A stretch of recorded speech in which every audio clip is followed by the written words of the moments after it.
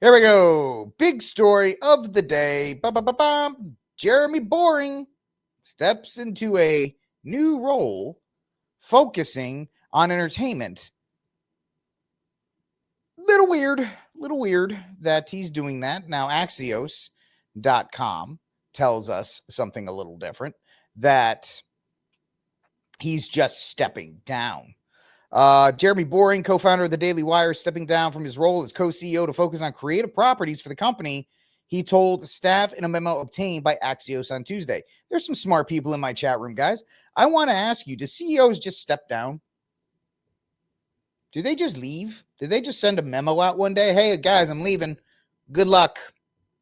No, this is very odd. Especially it's odd for somebody who considered themselves, and I'm going to steal this directly from Candace Owens. I watched her stream earlier in the day. Jeremy Boring considered himself a front-facing CEO, meaning he is the literal face of the company. Now, of course, you have to understand Jeremy Boring's background. He's a theater kid, a failed Hollywood executive who came out to become a conservative influencer and to start, to change culture. But the only thing the guy changed is the ability, or the only thing the guy was able to accomplish was to charge overpriced razors and overpriced chocolate bars that ironically had to have his name on them. And he was very front facing in the land of social media, and he was kind of all over the place. And you and I, because we are a crew, we talked about this when they did the Pardon Derek Chauvin campaign. I said, this is a terrible idea. This is a last-ditch effort to collect email signatures because the Daily Wire is losing subscribers and is a sinking ship. It's absolutely a sinking ship. It was kind of on the cutting edge in the Facebook era. They made a lot of money on Facebook. Before really the rise of this idea of people like myself just buying a camera and talking to it. You still had the idea, the setup, the framework of a network. The Blaze, the Daily Wire, conservative media, or whatever. There was another one out there. They merged with the Blaze. You have One American News. You had all these blankets of alternative news, but they were still networks. We're the Daily Wire. We're One American News. And we have our talent here that's opposite of Fox or opposite of this. And as this space has evolved, the ideas of having networks or having a lineup, not a lineup like the Rumble lineup, but a in-house lineup, conservative media 1, 2, 3, and these from 9 o'clock to 5 o'clock, this is our hosts. That doesn't exist anymore. That doesn't exist. It's gone. Because if you're any kind of talent, and this is what I'm talking about with Matt Walsh, my opinion. I don't like a lot of what Matt Walsh's, culture war takes are, but the guy is, without a doubt, a brilliant filmmaker. He is the most successful cultural thing that the Daily Wire has produced with his documentaries, which is why he's going to see the writing on the wall. He's not going to leave soon because he doesn't want to give the appearance of anything. He's going to be gone in 6 months. I'm telling you right now, he'll be gone in 6 months. Michael Knowles, I think he's just kind of hanging out until he could easily go start an upscale men's Catholic podcast, whatever, and just do that. That's kind of his, like a lifestyle influencer thing. He would be fine. But the fact of the matter is, the Daily Wire is a dinosaur. That's how quickly these things change in this space. Look at Brett Cooper. Brett Cooper left, and now she's twice as successful as anybody on the Daily Wire right now. And really, ironically enough, today is the day 1 year ago that Jeremy Boring fired Candace Owens. So in the span of 2024, they lost Candace Owens and they lost Brett Cooper because Brett Cooper left in December. So you had this loss of talent that was pretty earth-shattering because, Candace has her documentaries and she has her point of view, and then Brett Cooper brought that Gen Z audience, things that Ben Shapiro can't do. And so you have this whole thing going on, and Jeremy Boring did not take the loss of Brett Cooper well, right? When Candace left, they still had a pretty strong stable, and they were like, whatever, it's Candace, she's crazy, blah, blah, blah, the Daily Wire will be fine. And yet, now we see that it's different now. It's completely different because it is what it is in that regard. I don't know what happened to me. I'm having a tough day over here. Wow, what's going on here? So he's gone. And the fact is, while he's gone, they tried to do, and somebody in the chat room said, it's a cover. You're completely 100% right. You are completely 100% right. They are trying to say, oh, well, he's going to take care of some random series, some series they wanted to do or whatever the case may be. That doesn't really exist. Fine, whatever you want to call it. Don't care. But this is a result of a failed leadership. I don't know what's going on here today. Did my camera just shut off? This is weird. All right, well, that's fantastic. Anyway, if you can hear me, it doesn't matter. So you have this idea. You have him leaving. Boring has been with the Daily Wire since its inception in 2015. Now they're calling themselves, they feel they have a valuation of $1 billion. I don't think that's the case. I think that's a lot of smoke and mirrors and things being put together. I think there's a lot of things that are happening there that don't really matter. There I am. Hi. Tech support is not my friend today, but is one of these things that is very interesting simply because they didn't adapt. They didn't grow. They wanted to hold on to Brett Cooper, and Brett wanted more. I think it was a monetary dispute. It was a monetary dispute between the two of them. And I don't know how you go about messing that up. I don't. I really don't, because it's foolish to look at it. Anyway, so let's see. Let's continue on here. So Caleb Robinson, who's the company's founder and CEO, become the company's full-time CEO. Robinson co-founded the company alongside Boring and the outlet's founder, Ben Shapiro. So the way this is going to look is that Shapiro is going to hold on the longest because he has a monetary interest as being one of the founders, right? He's a founder, he's part CEO, whatever the case may be. And so as long as he is trying to hold on to it, it'll exist. It will never be what it was. There was a time, in 2016, 2017, 2018? Yeah. That's me right now. Even in the future, nothing works. Everything seems to have worked right now. But that's Rick Moranis, man. Where are you, buddy? This whole thing is just an example of how social media has changed this entire game. How you don't have to be a part of a network to be successful. And how networks and somebody like Jeremy Boring, who wanted to be the face of this thing, he wanted this to be his time to shine. He wanted to be out there. He just shot his foot off. He absolutely shot his own foot off because he was too busy getting in fights with other people, coming out and calling yourself something like the God King. And then he goes, oh, it was a nickname. Bro, you gave it yourself. You called yourself the lowercase God King, which is the biggest, D-bag move you can have. Nobody calls themselves that. But the fact is, this was the attitude they had. Now, of course, people at the Daily Wire are probably crushed and say, oh, it's fine. The Daily Wire is going to be fine. It's going to be this and that and the other thing.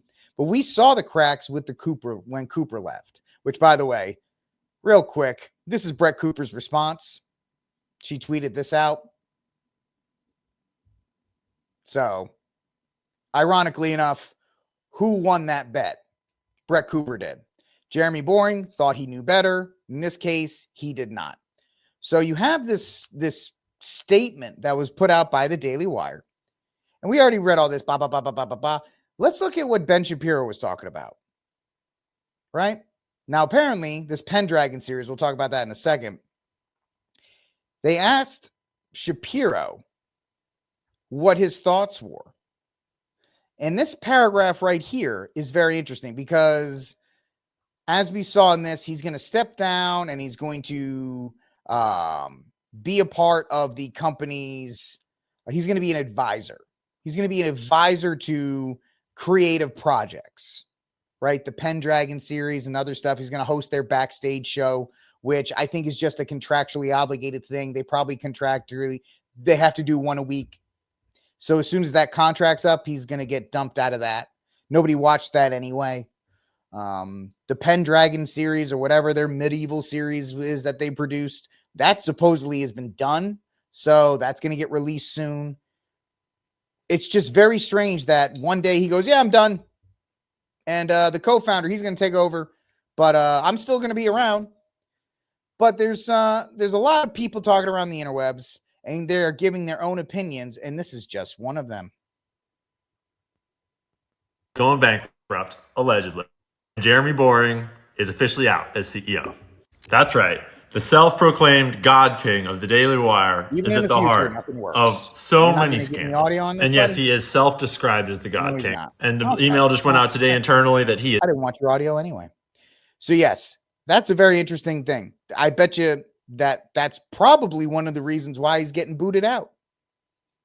Because they've probably done test screenings and people are like, this is crap. This is awful. And so they tried to take the Hollywood model and they tried to force it on conservative America.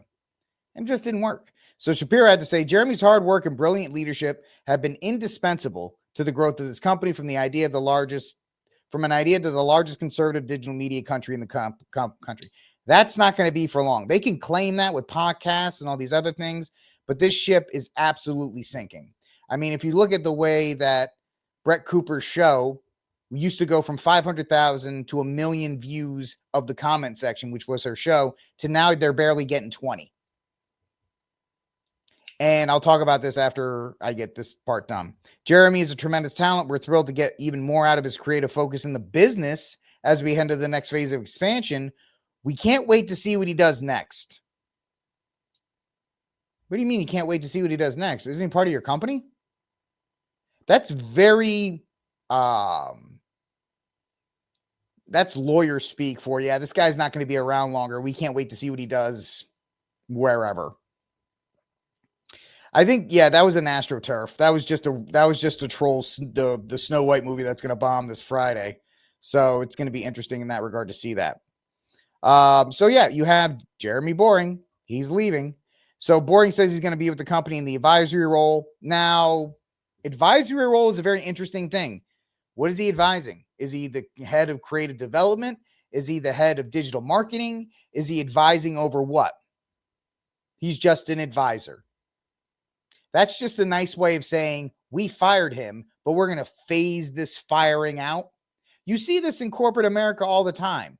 A CEO has to step down for some reason, and then they say, oh, he's not being fired. He's being put in an advisory role as the company shifts in a different direction. Everybody can smell this because it smells like poo. And it is. It is delicious. It is, because the Daily Wire made no secret of how they considered themselves the big dog on the block. Right? Even Shapiro, we're the largest digital media company in the world or in the country. Yeah, but are you? You were when Facebook was the dominant social media platform. You really were. But you're losing. You're losing because Ben Shapiro is his war with Trump and and this is not me being anti-Israeli or Jew hating or anything. Ben Shapiro is an Israeli first guy. I think he would tell you that. I don't think He is a Jew who is loyal to Israel. He is an Israeli first guy. There's nothing wrong with that, right? Do you, man? And if that's who you're loyal to, because that's your country, go get it, man. I don't care. But it also made a lot of people angry in their constant back and forth. And the Derek Chauvin thing is another one. We lit Shapiro up like everybody else when he openly criticized Derek Chauvin and openly called for him to be punished. Now, all of a sudden, they're launching the Pardon Derek Chauvin campaign. It seems like they're grasping at straws. Outside of Matt Walsh's films, which Matt Walsh seems to have a steady hand over because they're his thing, what else have they done? Jeremy's chocolate, which is ironic. Jeremy's chocolate and Jeremy's razors. Okay. What have they done? They promoted Shapiro. Now what are they doing? Now there was the rumored alliance with Timcast back in January where they were talking about merging.